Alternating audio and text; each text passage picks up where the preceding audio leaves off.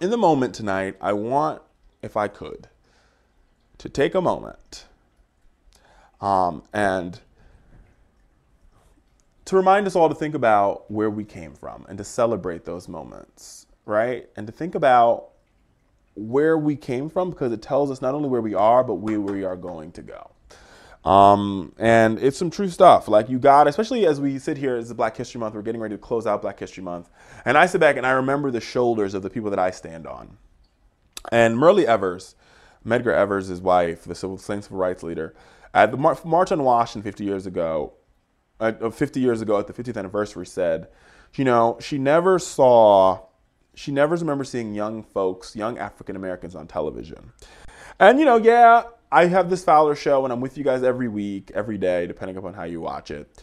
And I'm on Fox and, you know, I'm on MS from time to time.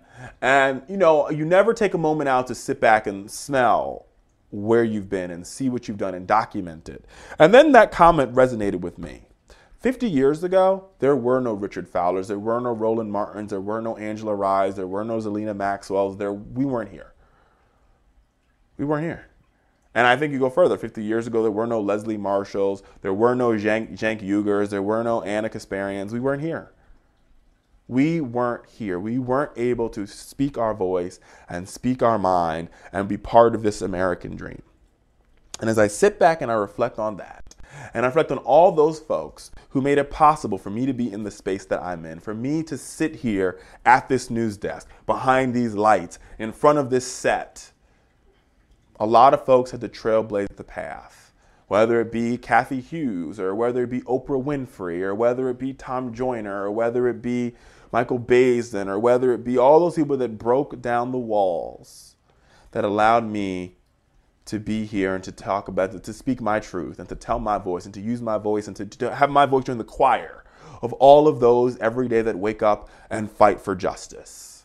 And not only myself, but for all those folks that have given my generation the opportunity to be out there and to be on the front lines and to tell our story and to fight our fight and to stand up and fight for those, the least of these, the ones, the haves and the have-nots. For that, folks, and looking back at that, you always want to remember those icons. And some of them you would never know. Some of them we will never talk about.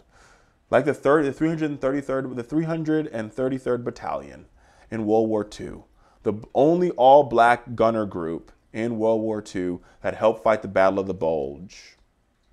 That if it were not for them, we would not have integrated armed services. I would argue if it weren't for them, my freedom to sit here and talk to you about what's happening in our community would have been possible. We might have been speaking German.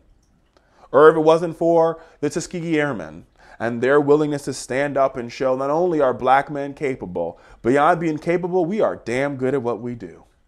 So this Black History Month, and I think Black history is American history. So this American History Month, I want to say to you all, whether you're black, white, yellow, or purple, think about where you are today and whose shoulders you stood on to get there. For you, you might have been a woman, and it might have been Rosie the Riveter, or it might have been Sojourner Truth, or it might have been Abigail Adams or Dolly Madison as to why you stand where you sit or where you stand. And for you, it might be a Hispanic person. It might be it might be Cesar Chavez. But wherever it is, remember where you came from, because you cannot know where you're going until you know where once you came. And so for all the folks that are both dead and alive, both here and not here, whose shoulders I stand on, tonight I tell you I am 100% truly grateful for this opportunity. And I'm grateful for all the audience members who continue to promote what we do.